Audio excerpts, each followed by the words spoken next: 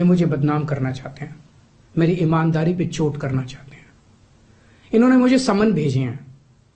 मेरे वकीलों ने मुझे बताया कि ये समन गैर कानूनी है। क्यों गैर कानूनी है? ये मैंने इनको विस्तार से लिख के भेजा है। मैंने बताया है कि उनके समन कैसे गैर कानूनी है, लेकिन उन्होंने मेरी एक भी बात का जवाब नहीं दिया। इसका मतलब उनके पास मेरी बातों का जवाब नहीं है। इसका मतलब वे भी मानते हैं कि उनका नोटिस गैर कानूनी है। क्या मुझे एक गैर कानूनी समन का पालन करना चाहिए? अगर कानूनी रूप से सही समन आएगा तो मैं पूरा सहयोग करूंगा। बीजेपी का मकसद जांच करना तो है ही नहीं। इनका मकसद तो लोकसभा चुनाव में मुझे प्रचार करने से रोकना है।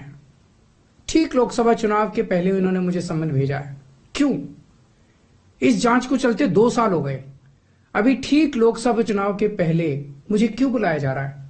पहले क्यों नहीं बुलाया? सीबीआई ने मेरे को 8 महीने पहले बुलाया था। मैं सीबीआई में गया था, उनके सारे जवाब भी दिए थे। लेकिन अब ये लोग ठीक लोकसभा चुनाव के 2 महीने पहले मुझे बुला रहे हैं। तो बीजेपी का मकसद कोई पूछताछ करना थोड़ी है। इनका मकसद है पूछताछ के बहाने केजरीवाल को बुला लो और उसे गिरफ्तार कर लो, ताकि मैं लोकसभा चुनाव में प्रचार ना कर पाऊं। आज बीजेपी भ्रष्टाचारियों को नहीं पकड़ रही, बल्कि खुलेआम ईडी और सीबीआई का इस्तेमाल करके दूसरी पार्टियों के नेताओं को तोड़ के बीजेपी में शामिल करवाने का काम किया जा रहा है। एक नहीं, 2 नहीं, कितने उदाहरण हैं जहां किसी पार्टी के नेता के खिलाफ ईडीआई सीबीआई के मामले चल रहे थे या उन पे गंभीर आरोप लगे हुए थे। जैसे ही वो नेता बीजेपी में शामिल हुए, उनके सारे पुराने मामले बंद कर दिए गए या ठंडे बस्ते में डाल दिए गए। तो जो इनकी पार्टी ज्वाइन कर लेता है, उसके सारे मामले रफा दफा कर दिए जाते हैं। जो इनकी पार्टी में नहीं जाता, वो जेल जाता है।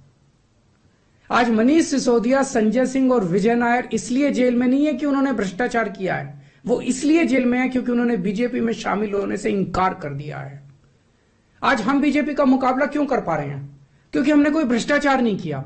अगर हमने जरा सा भी गलत काम किया होता तो दूसरे भ्रष्टाचारी नेताओं की तरह आज भी हम बीजेपी में शामिल हो चुके हैं तो होते आज तक। इस तरह देश के ईमानदार नेताओं को जेल में डाल के और भ्रष्टाचारियों को अपनी पार्टी में शामिल करवा के ऐसे तो देश आगे नहीं बढ़ सकता। ये क्या चल रहा है? ये जो कुछ भी चल रहा है बहुत खतरनाक है। ये हमारे जनतंत्र के लिए बहुत गलत है। इसे रोकना होगा। मैं हमेशा देश के लिए लड़ा हूं। मेरा तन मन धन देश के लिए है। मेरी एक एक सांस देश के लिए है। मेरी खून की एक एक बूंद देश के लिए है। मेरे शरीर का एक एक कतरा देश के लिए समर्पित है। हमें मिलकर देश को बचाना है। मैं पूरी जी जान से इनके खिलाफ लड़ रहा हूं। आपका साथ चाहिए।